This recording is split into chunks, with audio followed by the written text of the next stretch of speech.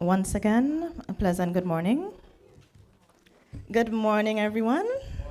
All right, good morning to Honorable Corinne James, if you are joining us online, Minister for Climate Resiliency, Environment, and Renewable Energy, Ms. Perron Johnson, Permanent Secretary, Ministry of Climate Resilience, the Environment, and Renewable Energy, Mr. Colin O'Keefe, Permanent Secretary, Ministry of Health, Wellness, and the Environment, Direct Responsibility, Secondary and Tertiary Healthcare and Environmental Affairs, Antigua and Barbuda.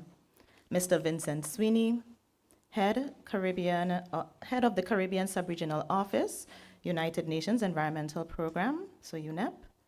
Mr. Christopher Corbin, Coordinator of the UNEP Cartagena Convention Secretariat. Professor Paulette Bino, Chair of the Global Water Partnership Caribbean. Ms. Astrid Regler, Technical Advisor of the Climate Resilience Water Sector in Grenada, G-Cruise Project.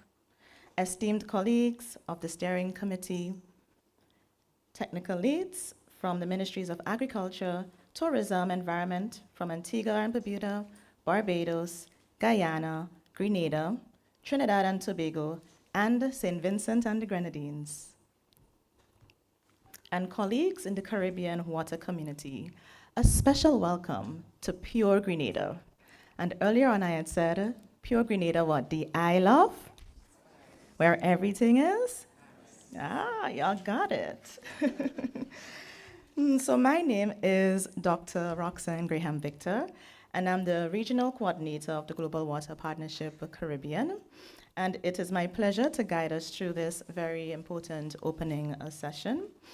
On behalf of the Global Water Partnership Caribbean and our partners, UNEP, G-Cruise, and the Government of Grenada, I welcome you to this regional workshop on leveraging SDG 6 for accelerated water investment in Caribbean SIDS, or small island developing states. It is customary to begin our proceedings in the right spirit. So I will invite Mr. Trevor Thompson, GWPC Steering Committee member, to offer an opening prayer.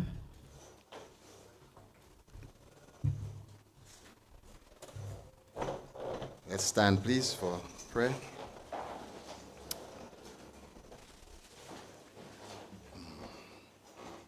Almighty God, we honor your presence here today. We invite you to come and lead us as we meet to discuss, to deliberate.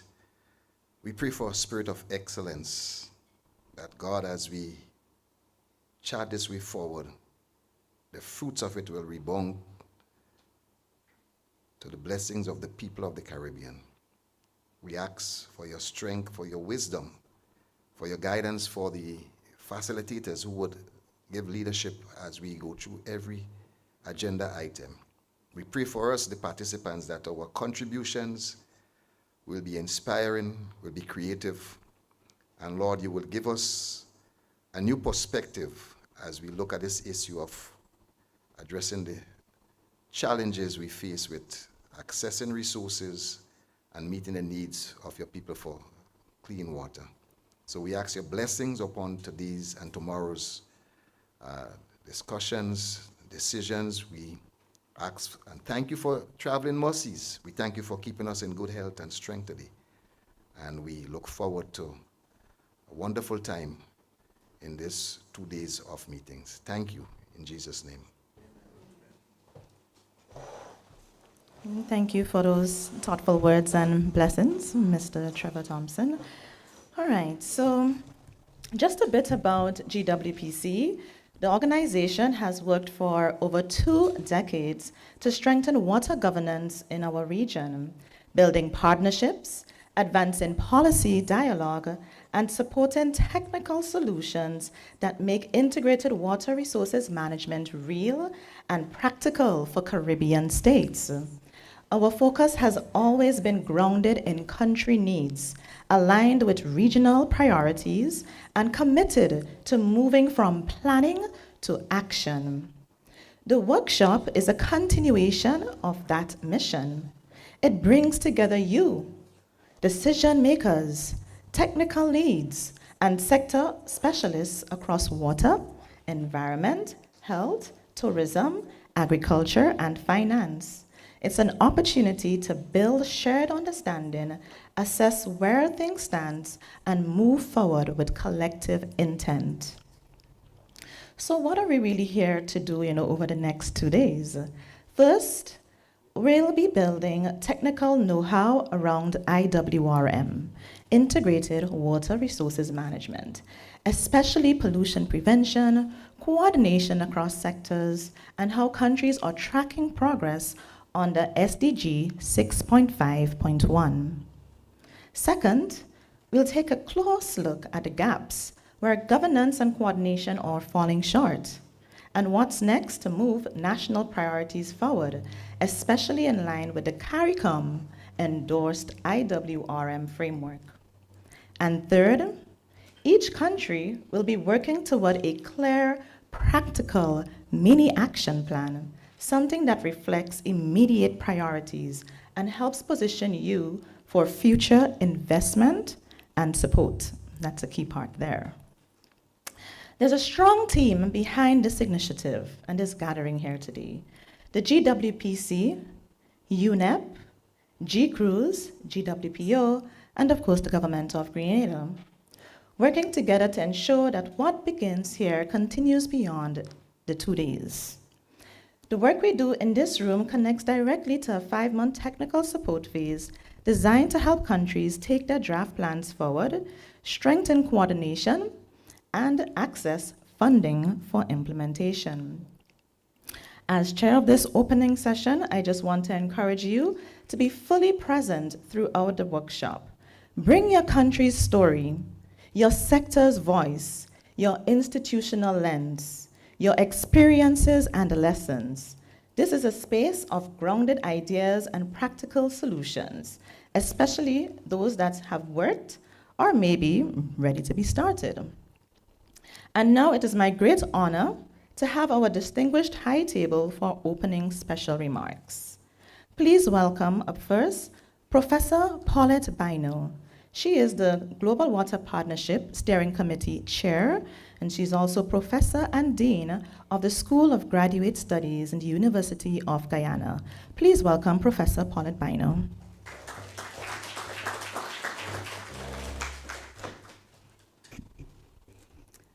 Thank you, Madam Chair. Good morning, distinguished ladies and gentlemen. Please permit me to adopt the protocol that has already been established.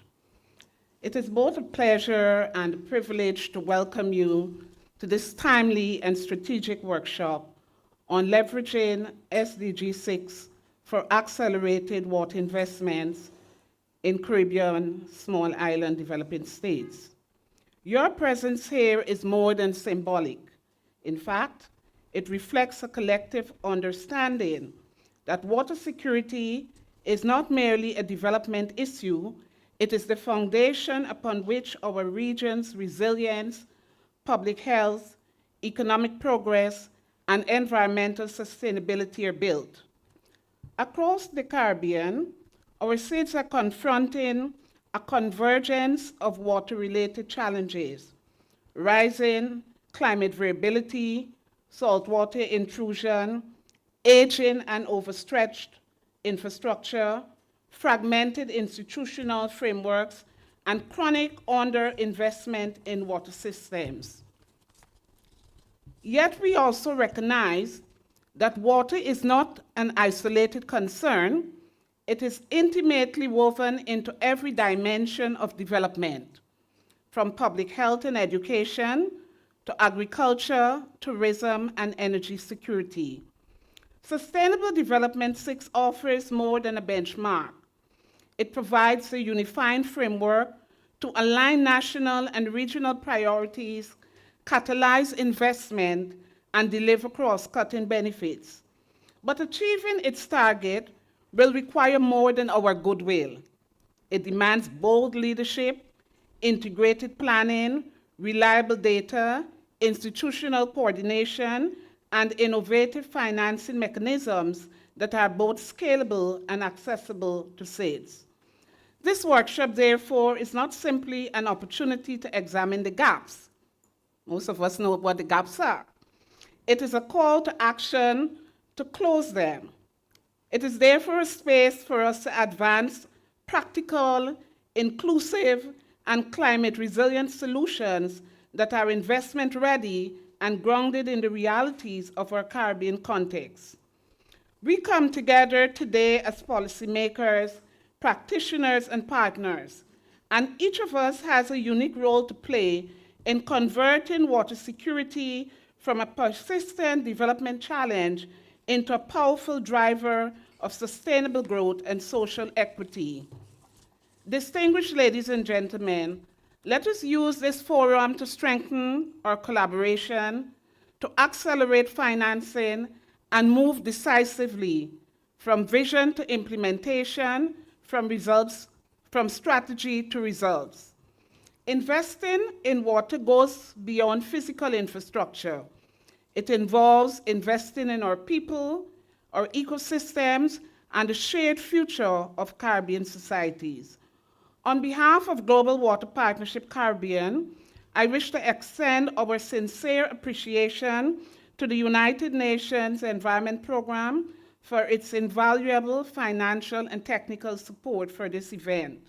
Thank you, and I look forward to the meaningful and action-oriented exchanges that lie ahead.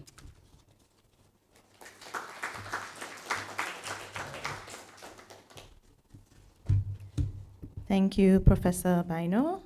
One key takeaway from her message, from vision, I don't know if anybody caught that, from vision to action, yes, but she said from vision to implementation and from strategy to results, yes? All right, and with that, I will welcome Mr. Vincent Sweeney, head of the Caribbean Sub-Regional Office at the United Nations Environmental Programme. Please welcome Mr. Vincent Sweeney.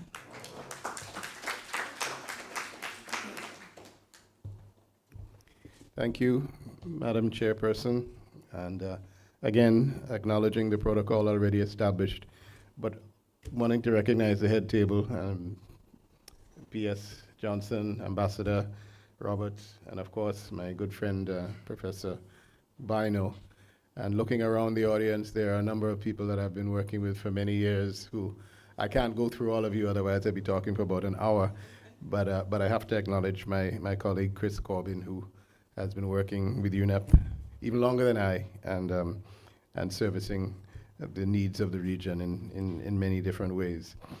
As I was listening to Professor Bino, I was feeling that as I deliver my prepared statement, it may sound a bit like plagiarism because I think we're both going to tell you the same thing. So forgive me in advance, but just take it as repetition. And for those who are teachers, they would appreciate the fact that it's important to repeat so that we make the point.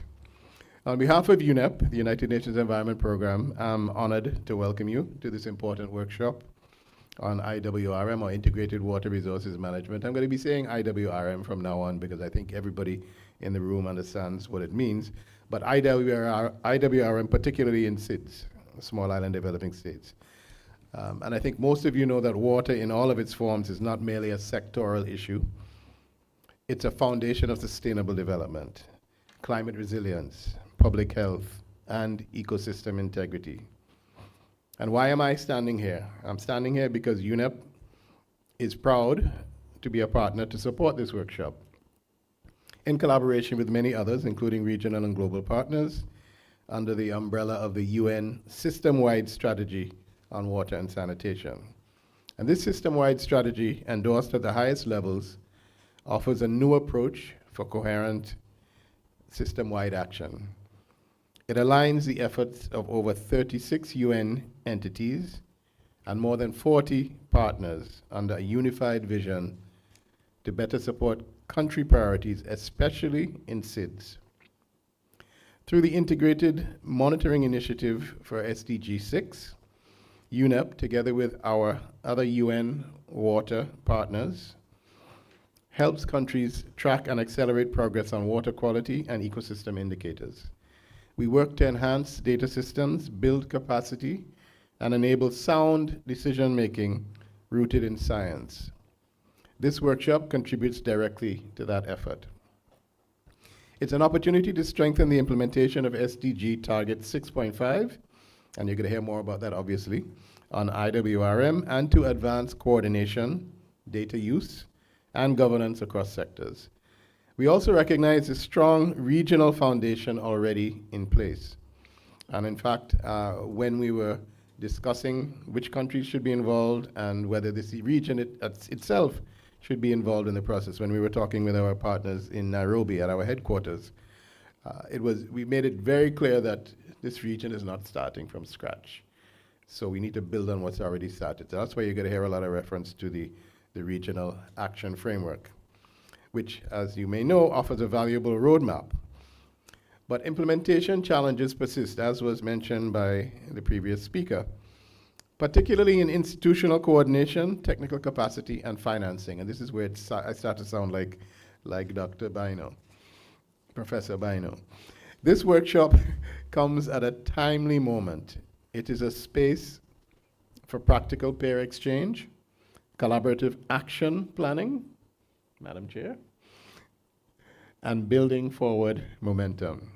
It also connects to global milestones, so we're not just operating in a vacuum. The SIDS 4 conference, for example, reaffirmed that sustainable water management is essential to the new Antigua and Barbuda agenda for SIDS, or ABAS.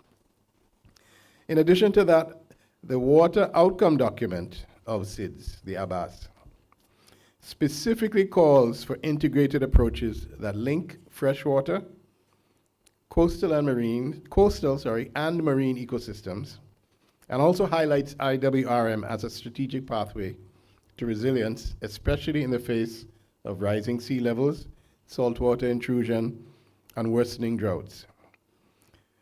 Our leaders in the SIDS have stressed the urgent need for coordinated UN support, and that's also in the ABAS. And this workshop is one of UNEP's direct responses to that call. And that's why I'm particularly proud, because we can say that we are actually listening and trying to do something to respond to what the leaders have said is important.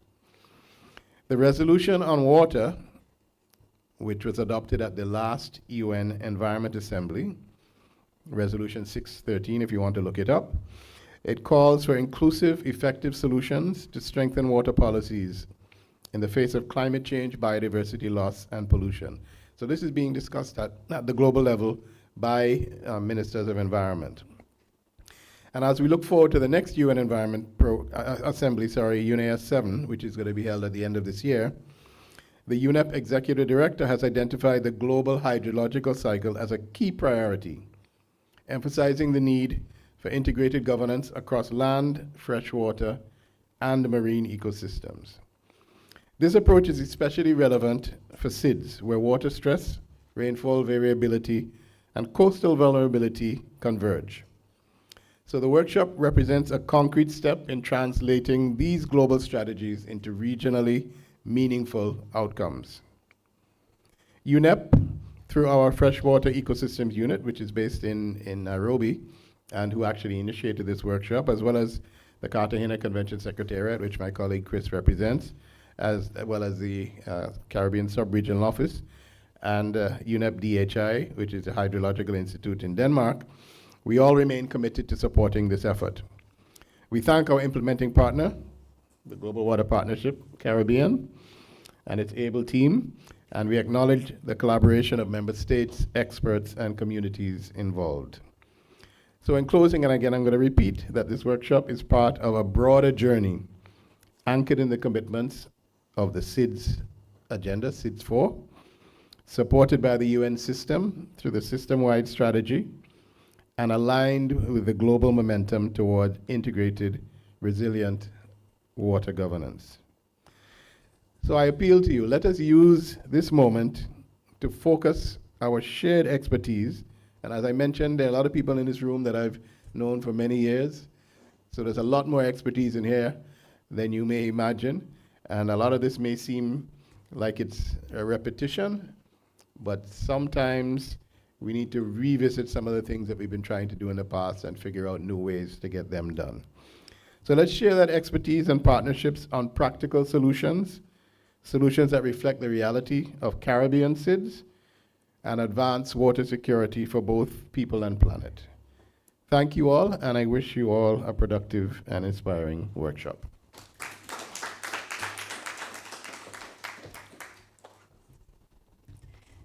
Thank you very much, Mr. Vincent Sweeney. An important takeaway is that this region isn't starting from scratch, right? We have a strong regional foundation that is already in place. All right, so I'd now like to welcome PS Perrin Johnson. She's the PS of the Ministry of Climate Resilience, the Environment, and Renewable Energy. Please welcome PS Johnson.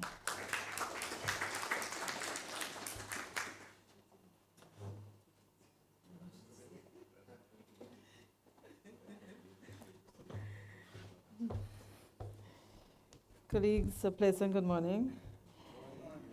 I was just saying to Vince, the good thing I'm coming after both him and Dr. Bino, is Bino? So I have nothing much to say.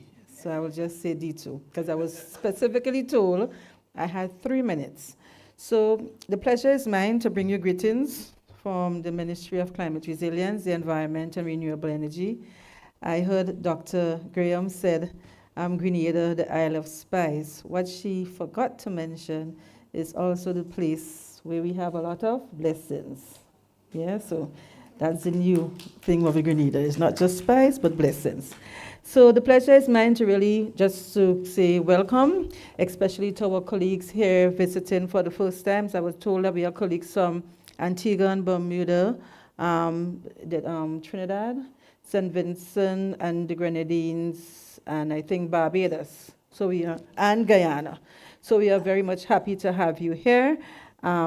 We will certainly do as much as it is practically possible to ensure that you stay here with us. Is one that you would remember for a lifetime. I am sure that you would agree with me, and based on what the previous speaker would have indicated, that there are few resources that are essential, and may I say even add as vulnerable as water. So therefore, it sustains our health, our food system, our energy supply, and of course, our economies. Yet across the region, our freshwater system are under increasing stress. In small island and low-lying coastal states where water is both finite and vulnerable, the action we take today will define our ability not only to adapt, but may I add, to prosper and protect future generations. So as we move into what I consider to be a workshop that is going to be very insightful, where we will share our knowledge, because I am aware there are diverse efforts and experience across the region that we can all benefit from. We heard from the previous speaker that we are not starting from ground zero. So it means, therefore, that there are a lot of best practices that we would expect to hear about over the next 2 days, and that we are aware also that some countries have made good strides in developing national water policies. I am very much interested in hearing a lot about that. Others have piloted watershed initiative, and we are also working in terms of integrated climate resilience into the water planning initiative, which is one of the things that my ministry is playing a pivotal role with, which we will also want to benefit from some of the best practices. So despite these important steps, we are still faced with shared challenges, and therefore the pace of implementation of the SDG 6.5.1 must be accelerated if we are to meet our 2030 targets. The risk, you may agree with me, are real. Water scarcity and pollution threatens our developmental goals. Climate change is intensifying droughts and floods, and without effective water governance, the impact will ripple across the health sector, food security, energy, and economic growth. It therefore calls for an integrative approach, as was mentioned before, that demands strong, broad-based stakeholders' participation, and may I add, a whole-of-society approach, hence the reason why we are here today. So while these challenges remained, we want to place on record our profound appreciation for organizations such as UNEP and WGPC for forging ahead and assisting us to confront these challenges in a very systematic manner. We are aware that there still remain financing gaps, which still remains a major barrier for us attaining our developmental goals. But I stand here confident with the institutional framework that we all are associated with. We would be able to manage some of the transboundary water complexity across the region. So I just want to say I am happy to be part of this workshop. Let this workshop serve as a catalyst. We need government, and we need the private sector, we need NGO, and we need everyone to be at the core of this developmental agenda. We need investment in infrastructure, we need monitoring systems, human capacity, and nature-based solution that will restore and protect the ecosystem for a water system that we all depend on. Water, as you know, is not an isolated issue, and it is central to every aspect of sustainable development. So as we move ahead, I want us to move forward together, doing so in a very holistic manner to preserve the vital resource water by putting plans into real action. So at the end of the day, we will realize the objective of this workshop, and we will be able to say that we can engage, as was indicated by one of the previous speakers, in bold planning and putting our plans into action. I thank you.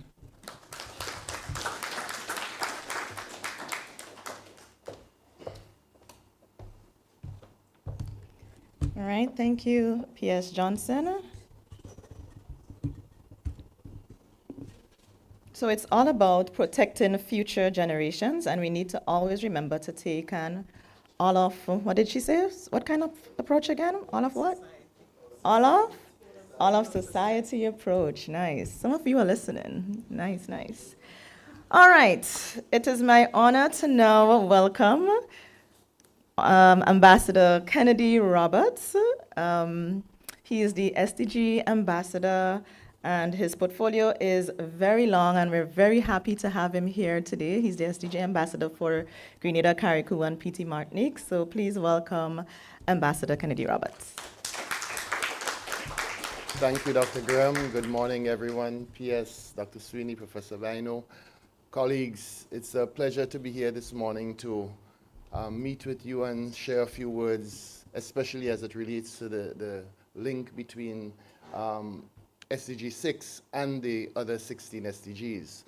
As we would appreciate, when we use the term integrated water resource management, I see the SDGs as very integrated, and whatever we do with regards to SDG 6 has implications for all the others. How it addresses poverty, how we deal with agriculture or health or infrastructure. So all these SDGs are also integrated, and when we talk about water, we have to also remember the other SDGs and see how that integration should take place.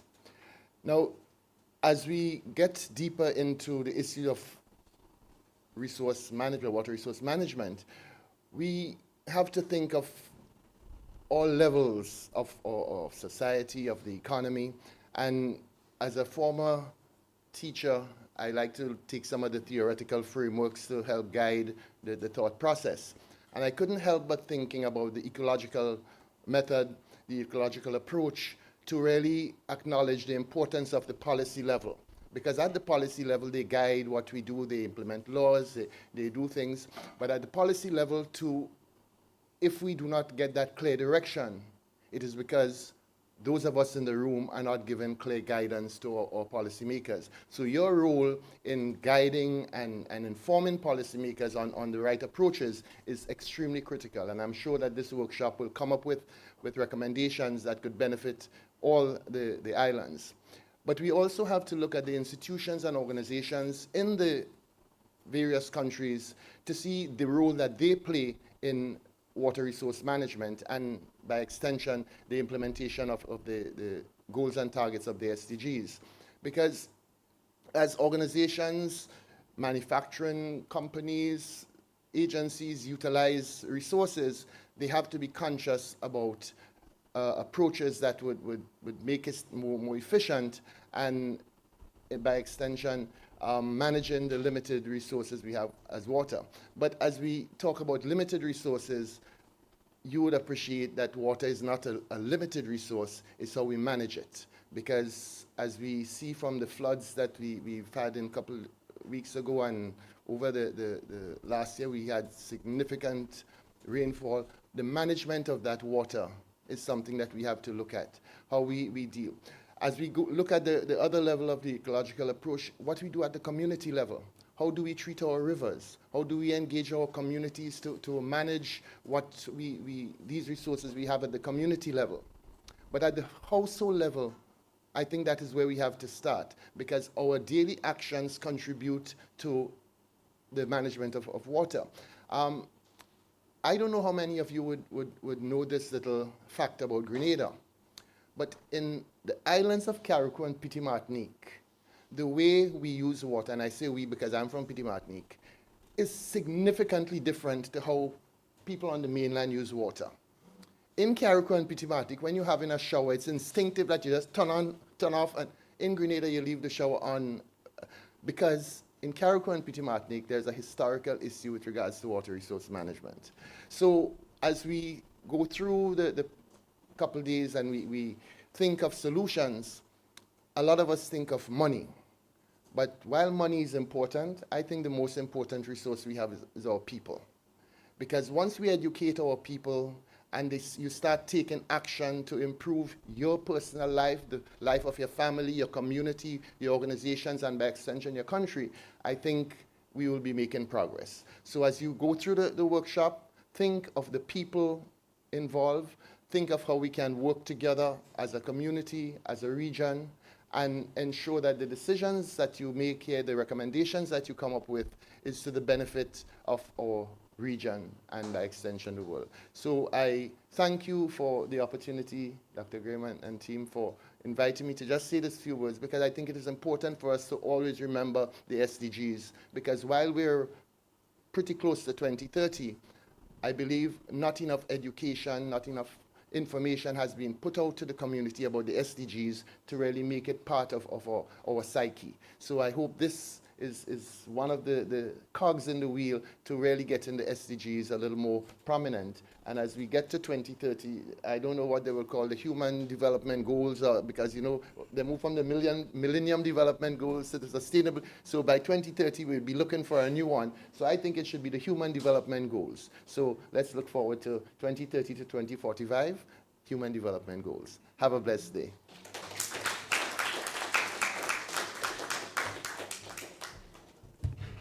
Powerful words by Ambassador Kennedy Roberts. Thank you so much.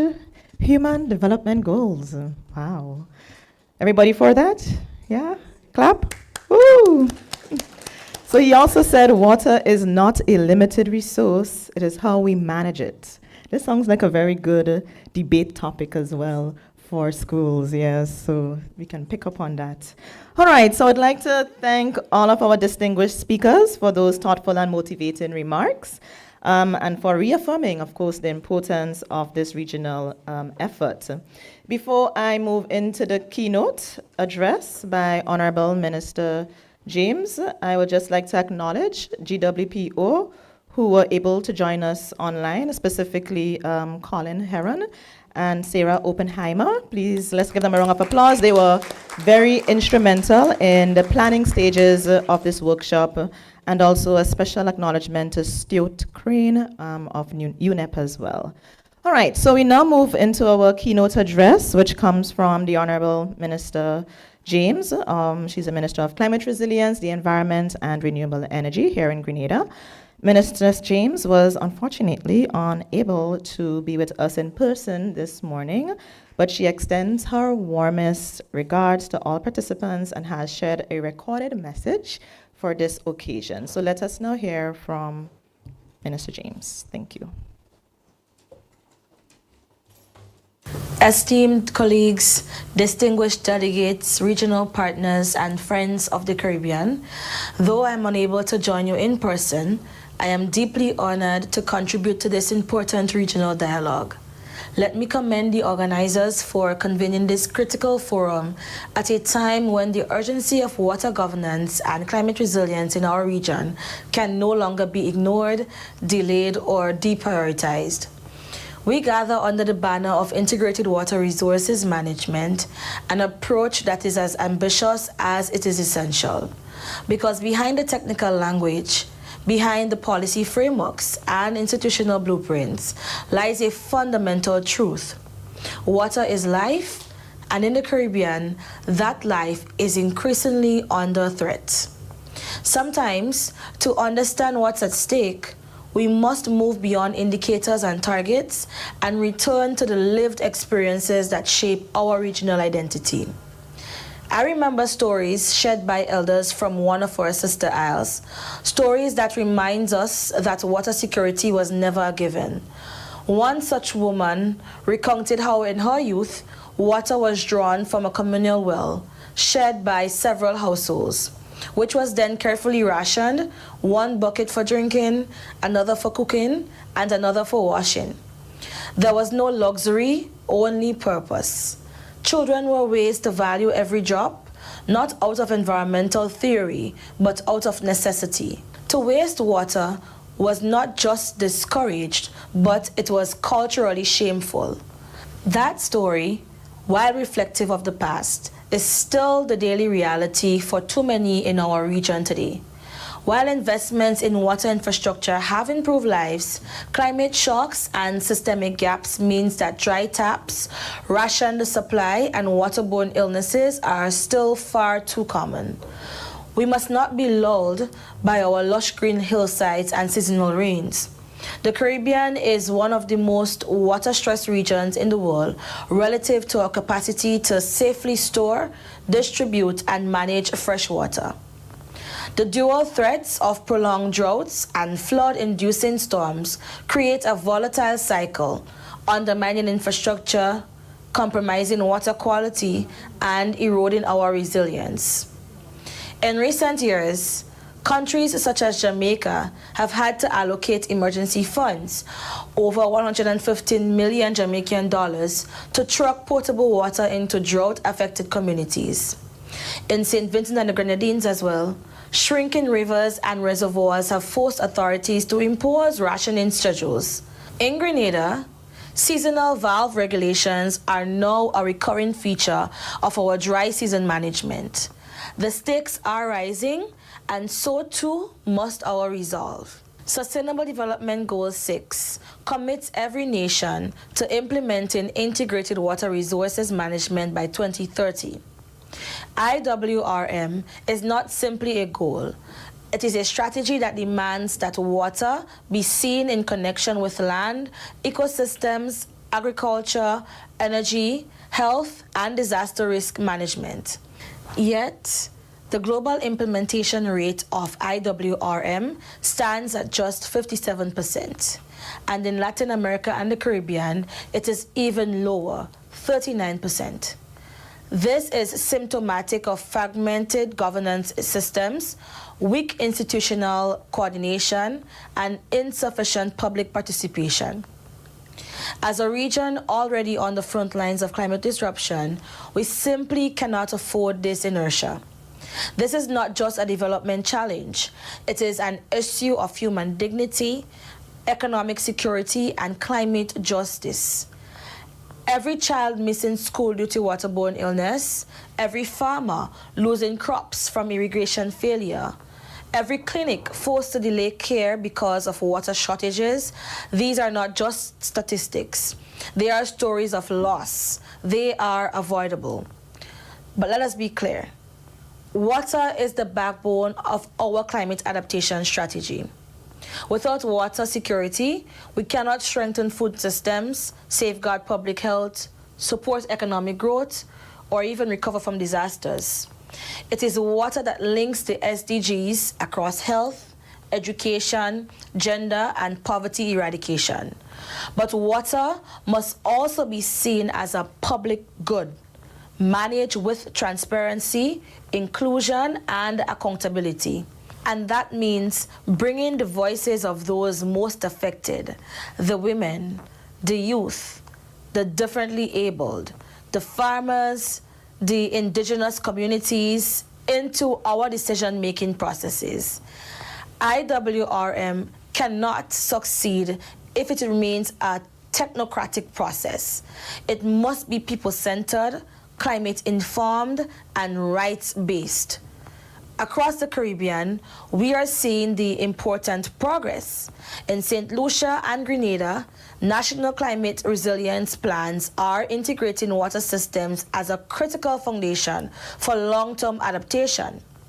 Regional institutions such as the Caribbean Water and Wastewater Associations and the Global Water Partnership Caribbean are fostering technical cooperation and regional knowledge exchange. But we need to move from pilots to policy reform, from fragmented funding to integrated investment strategies. We must scale rainwater harvesting, upgrade aging infrastructure, improve watershed management, and adopt smart technologies that enable early warning and adaptive planning. None of this is possible without capital and political will. IWRM is not free. It requires long-term, climate-smart financing.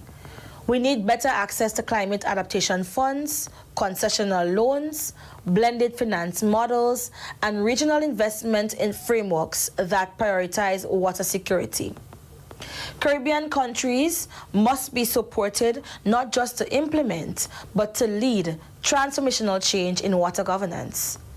International partners must also recognize that our water stress is not an isolated issue. It is a bellwether for what unchecked climate change will do elsewhere. Colleagues, we are standing at a threshold. The next 5 years will determine whether we close the gap on SDG 6 or compound the vulnerabilities we already face. Let us be bold. Let us be united, and let us lead with the clarity of vision that our people deserve. I return once more to the story of the woman from our sister isles, walking miles with a bucket, managing water with wisdom, born of necessity. Let us not allow history to repeat itself, not because of scarcity, but because of inaction. We owe our citizens a future where every drop counts and where every person can count on us to protect it. I thank you.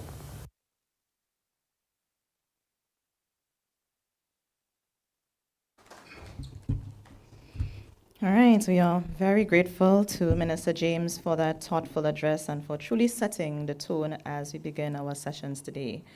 And I really appreciate her story, about a woman walking miles to fetch water from a river when not a river, what did she say? A well, right? From the well, right? Really put things into perspective. Right now, we just have to open the pipe and the water comes down, right? Really put things into perspective. So IWRM was in practice, a long time ago. Yes, you can see the little details and how the woman had to ration water, and it wasn't a luxury, and so. All right, so let's give Minister James another round of applause for this inspiring speech.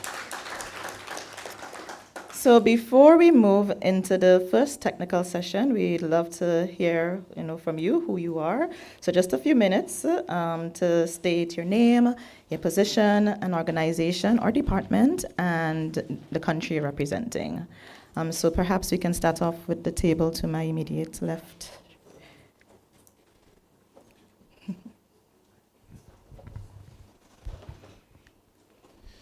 Good morning, everyone. My name is Kendon James. I'm with the Windward Islands Research and Education Foundation, also with Caribbean Youth Environment Network, and from Grenada.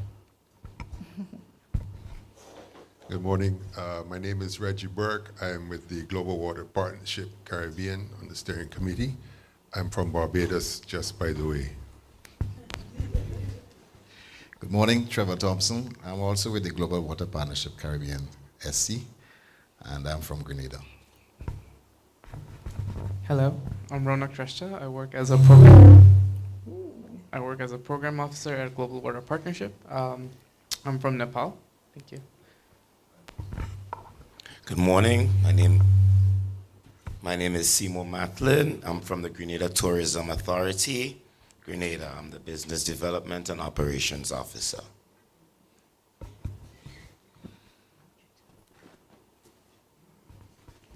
Good morning, I'm Joyce Thomas. I'm a member of the steering committee, Global Water Partnership Caribbean. I'm from Grenada.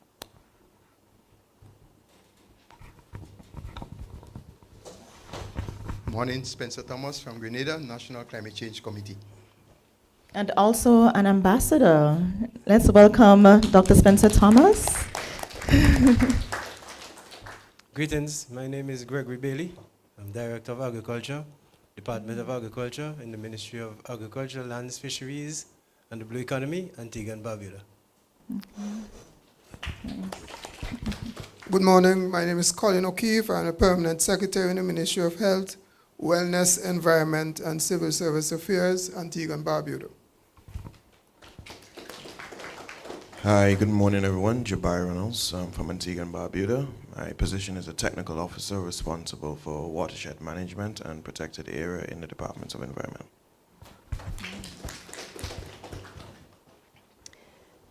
Good morning, everyone. I'm Dr. Adele Blair. I am from Antigua and Barbuda. I am Sustainable Tourism Officer within the Ministry of Tourism. It has a lot of other stuff I won't mention.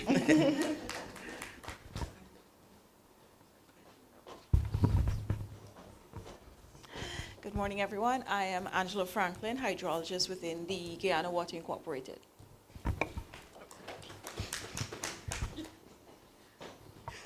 Good morning, everyone. My name is Frank Grogan. I am a hydrologist at the Hydrometeorological Service, Ministry of Agriculture in Guyana. Good morning, everyone. I'm Glenn Marshall, Senior Agricultural Officer, Ministry of Agriculture in Barbados. Good morning, Alex Eiffel, Manager of Water Resources and Environmental Management, Barbados Water Authority, Barbados.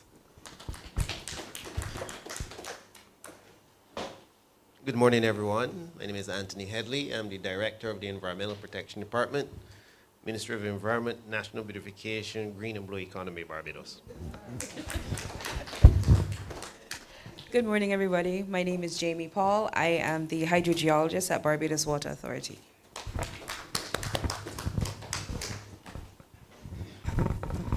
Good morning, everyone. My name is Kerry Mitchell. I'm from the Department of Public Health and Preventive Medicine at St. George's University, and my office is right opposite Dr. Roxanne's office. Good morning, everybody. My name is Astrid Riegler. I'm with GSA Grenada. I'm the Deputy Head of Project of the Chicus project. I'm originally German, but I'm based in Grenada since December 2021. Good morning, everyone. Welcome to Grenada. My name is Kenneth Hazard. I'm the Chief Environmental Health Officer with the Ministry of Health here in Grenada. Good morning, everyone. Denise Boris, Acting General Manager, NAWASA, Grenada. Good morning, all. Todd Labari, Acting Production and Quality Manager, NAWASA, Grenada. Good morning. My name is Alison Neptune, and I'm the Project Manager at the Grenada Solid Waste Management Authority.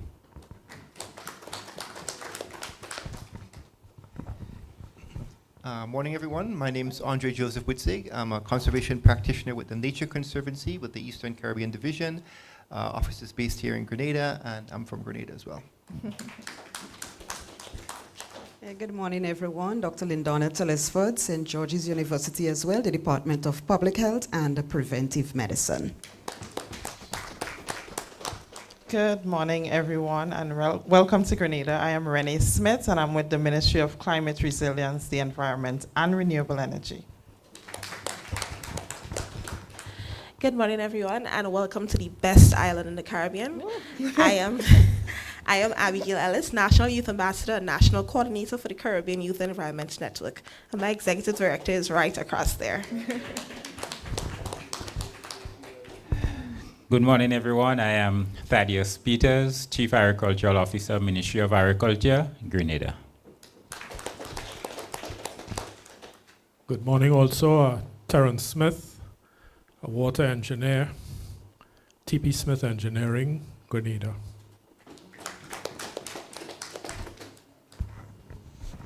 Good morning, everyone. I'm Jonathan Francis, Senior Engineer at CWSA in St. Vincent. Yes, good morning. I'm Kevin Providence, Superintendent of Terrestrial and Marine Parks at the National Parks, Rivers and Beaches Authority, St. Vincent.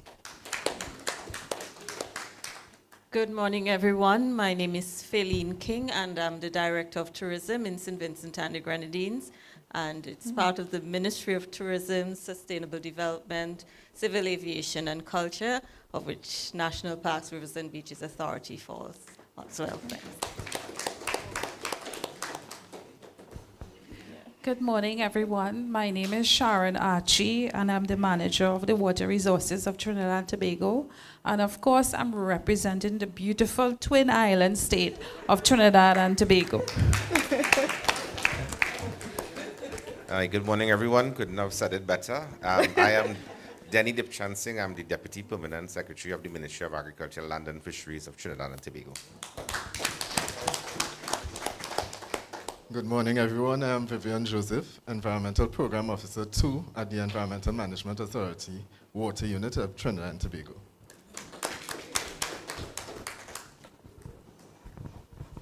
Good morning, everyone. My name is Giselle Graves-Andy. I am from the Caribbean Youth Environmental Network from Grenada.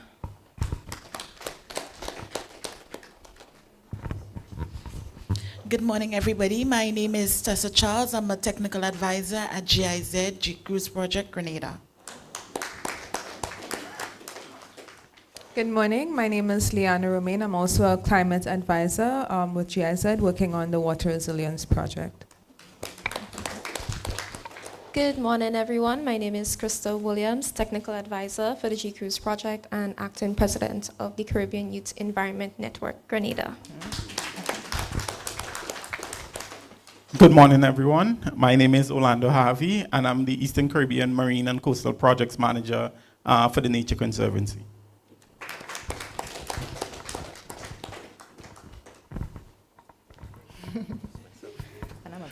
Good morning, everyone. Chris Corbin. I'm the coordinator with UNEP's Cartagena Convention Secretariat, which is based in Kingston, Jamaica. I am representing 28 countries of the wider Caribbean region. Where I'm from gets complicated because my Barbadian brothers and sisters will not allow me to leave the room if I don't say I was born in Barbados. If I don't say I grew up in St. Lucia, my St. Lucian brothers and sisters. So I consider myself Caribbean, and in all disclosure, I was actually a former CYEN advisor to CYEN St. Lucia. So nice meeting everyone. All right, seems like CYN is big in this room. Let's give everybody a round of applause. I think the diversity is great. Yes, very diverse. And we're pleased to have a few high-level presence in here too. Means that we can have some concrete actions going forward. That's the plan, right? Yes. Let me hear y'all say yes. Yeah. All right, so before we move into the technical session, of course, I want to reintroduce you again to our lead facilitator. So I just need to share a slide, and I'm going to do it on Zoom. So just give me a couple seconds. Thanks.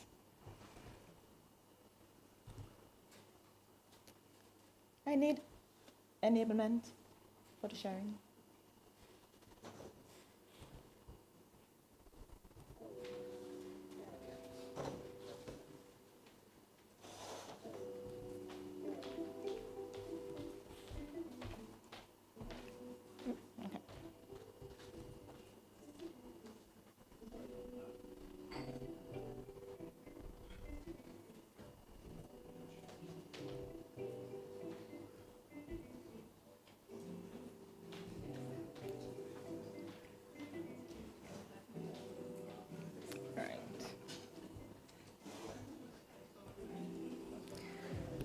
All right, to guide us through this process over the next 2 days, I'm pleased to introduce our lead facilitator, Mr. Christopher Corbin.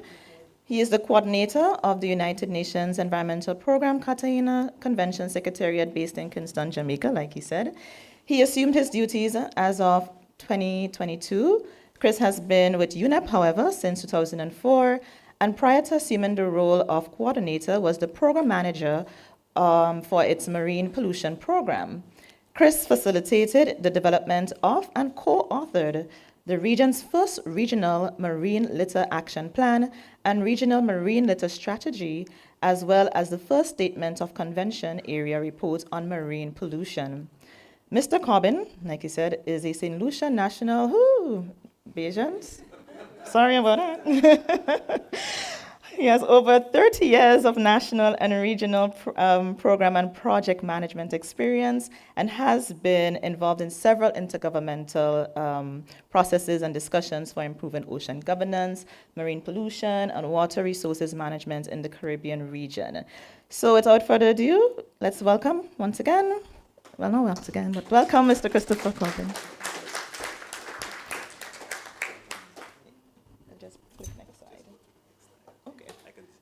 Yeah, just go.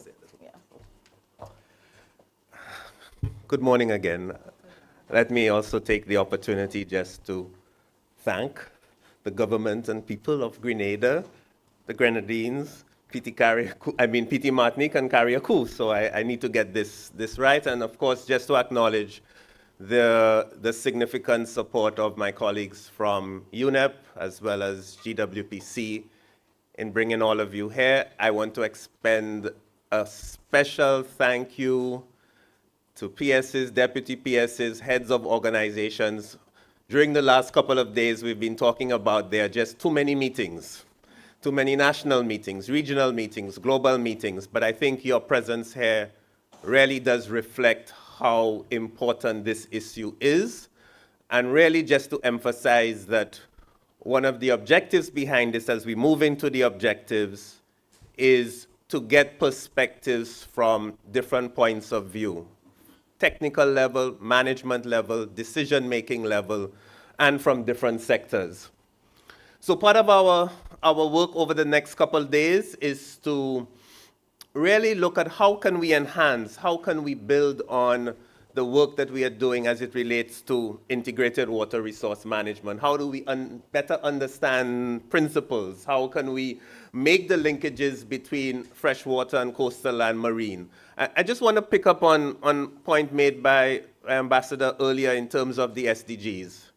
This is not just about Sustainable Development Goal 6. I just want to wholeheartedly support you. This is about all of the Sustainable Development Goals. And even within the water sector, water touches on agriculture, food, security, poverty, improvement in terms of quality of life, job opportunities. So I think as we approach this, we also have to look at how water links to the other sectors that we're responsible for. As you've heard, I'm from St. Lucia. I don't think we need to be convinced about there's need for integration or there's need for source to sea. If we have rainfall, in less than an hour, we see the impacts on our coastal and marine environment. And over the years, we have just, I would say, changed the terminology a little bit. We used to talk about integrated watershed and coastal zone management. We used to talk about source to sea. We talked about white water to blue water. And for those from the small islands, coined the term within the Organization of Eastern Caribbean States, Island Systems Management. It means that we understand source to sea because we live source to sea every day. So I think now it's about how do we put those principles into action. And for that, we need the political support. And I want to first of all say, let's apply the Chatham rules in terms of our discussion here, because I'm not standing here representing UNEP. I'm standing here as your facilitator. I may not always say things that represent UNEP's position, but I really want this to be a very open and frank discussion. We recognize that we all have barriers within our individual countries. When you get into your country groups, put those barriers on the table. What are the constraints? What's preventing us from engaging our political directorate? You heard our honorable minister this morning saying things that I think are spot on, but yet still we are not seeing that traction throughout the region. And some of that depends on the political capital, political will, which we use all the time, but what does that mean? How can we, permanent secretaries and deputy PSs, you are often the in-between your technical advisors and the minister. What do we need to do to ensure that the issue of water is front and center as a priority? And then, as you've heard, many of us have experiences. This is not about only talking about what the problems are and what are the constraints. We in this region and in this room have so much knowledge and experience. We have so many best practices, so many ways that we have innovated. And you heard the story about how persons have adapted in a very local way to the challenges that we face. But we're not so good at sharing them. We are less good at even promoting them and recognizing them as best practices. So let's try to find ways of sharing that so that we can learn from our sister and brother countries, that we can adapt what works. Not everything that we use in Jamaica is going to work in Barbados. Culture is different, but there are some things that can work. And let's use that opportunity to share those experiences, to have the peer-to-peer learnings, and to utilize the mechanisms which exist moving forward. So at the end of the day, what do we want to achieve?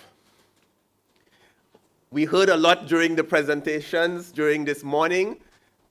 We talk a lot. We're Caribbean people, after all. We have a lot of policies. We need to move from the planning process that has to be inclusive to the plans, to the policies, but more importantly, to the action. So those working sessions where we have groupings of countries together, the idea is to come up with those action plans. And in those action plans, let's be realistic. What can we do in the short term? Where are the lowest hanging fruit or mangoes? Where can we get that traction, maybe without the significant financial investment that's needed? And then let's look at what do we need to do in the medium term? What do we need to do in the long term? Where are the resources going to come from? And it's true. We need financial resources, but it doesn't mean that there's no money out there. How can we link and collaborate to be able to get that type of support? We need harmonization in what we do. And we've heard the importance of the intergovernmental. Only this week, I think it's ending or just about ending, the CARICOM Heads of Government meeting in Jamaica. We've had a lot of work in terms of the Organization of Eastern Caribbean States. If I were to take that upper level, we also have the framework that UNEP offers within Latin America and the Caribbean as a grouping of small island developing states. We also have that fora. How can we ensure that as we move from national to sub-regional to regional, that we are harmonized in how we approach those issues that affect our water sector? How can we ensure we have some level of harmonization across our policies, our laws, our regulations? This is not about now divide and conquer as has happened in the past. Remember, I'm not talking as a UNEP individual, but it has happened where industry plays one country off against another because country A has slightly weaker regulations than country B. We need to find a way that we are united and speaking on this sector in a very, and money.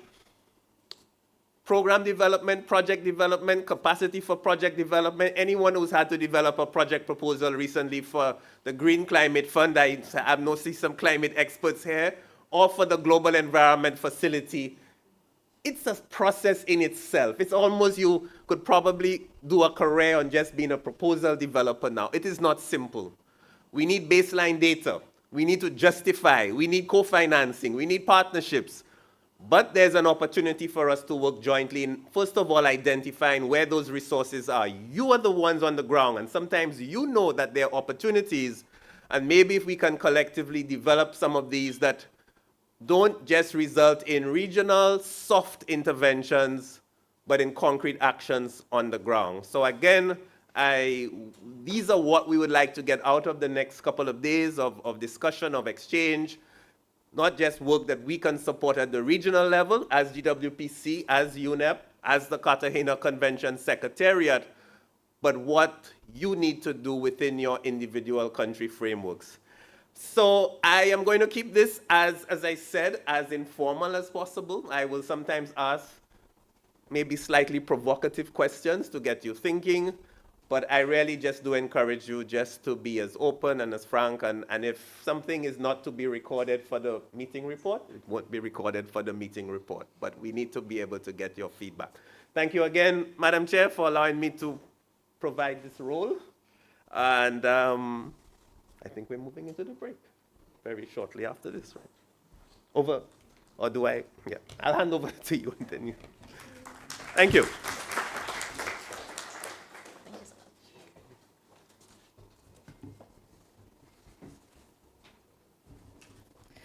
All right. Once again, let's put our hands together for Mr. Chris Corbin. I like that he says he's not really representing UNEP today or tomorrow. He's going to be like our devil's advocate and bring the problems to the table, right? So let's do that. Thank you, Mr. Corbin, once again. So just a couple announcements before we go into the break. For those who haven't registered as yet, please do. You can use the QR code that is displayed here on the screen to register. And we would also like to get a group photo during the break. So I think we can try and do this first and then break after, yes? All right, and then we'll get into our technical sessions. So thank you so much. A round of applause once again to our high table. All right, so break time. Yes, the pictures will be taken outside, correct, Mina? Which parts should they be gathering?